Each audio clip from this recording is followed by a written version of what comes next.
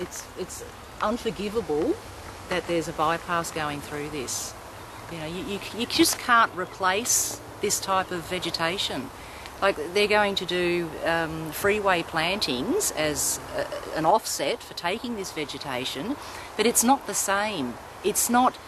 You can't just throw out some seeds or plant some plants and in 5 years that you replace this.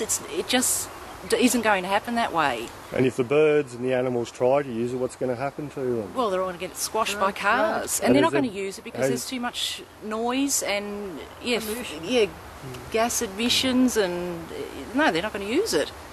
And we'll talk about that a bit later, but once again we see Vic Roads not considering the natural values of the area.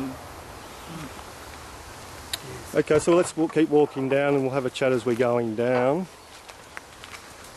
So from there on, the Flora and Fauna gave you a basis for your submission against the bypass? That's right, certainly did. It was a wonderful help and a wonderful proof of what was here. Whereas before that, we always respected and admired the bushland, but we really weren't aware of the quality of it.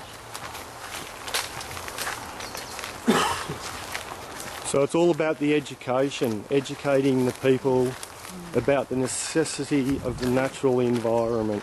Yeah. Let's ask ourselves the questions. Why do we know? Why are we such good scholars at English, but yet we don't know our own biodiversity around us?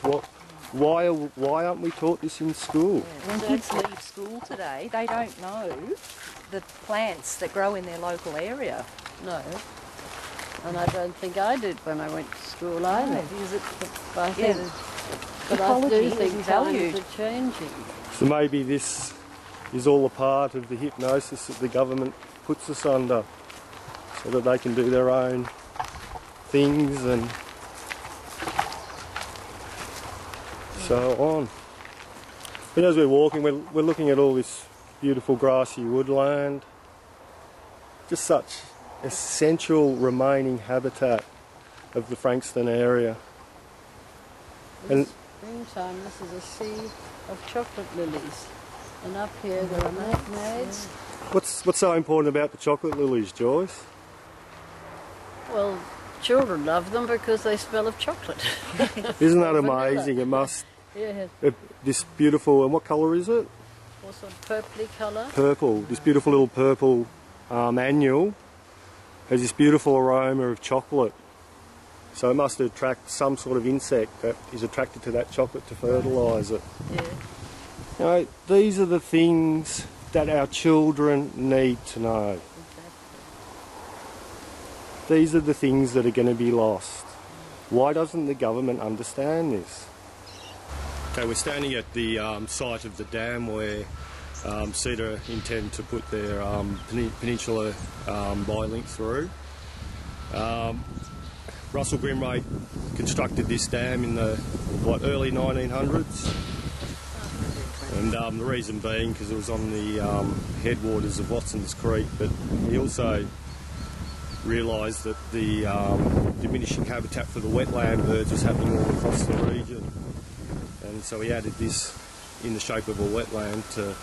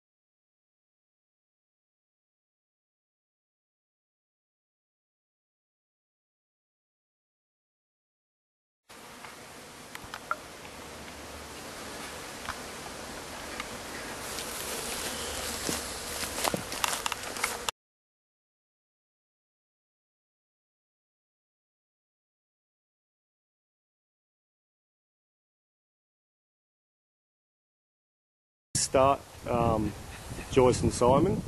What was the first thing that you were told by the government, and how long ago were you told? It was about in 2007, 2008. They, the CETA, or the government? The bypass route has been there.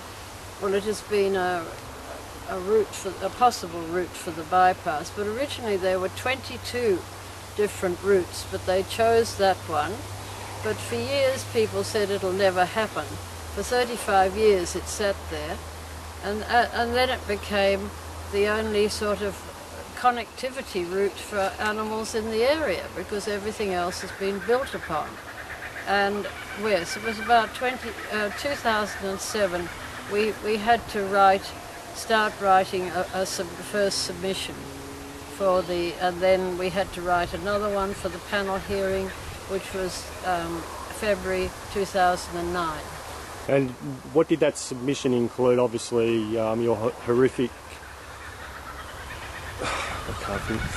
Let's start again. So, and in your submission was the you addressed the horrific news of the bypass going through. But before that, didn't you have something else that you guys had already completed or nearly completed before you got that news, like a flora and fauna survey? Oh no, well we engaged you, Malcolm, and Nick McCaffrey to do the fauna and fauna survey, which has been invaluable and which... And what were some of the findings in that flora and fauna survey?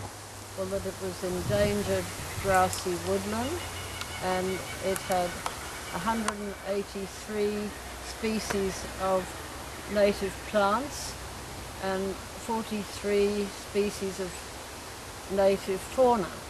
And it has got an amazingly diverse understory of plants, and it is a wonderful habitat with old growth trees, lots of nesting for birds, possums, squirrel gliders.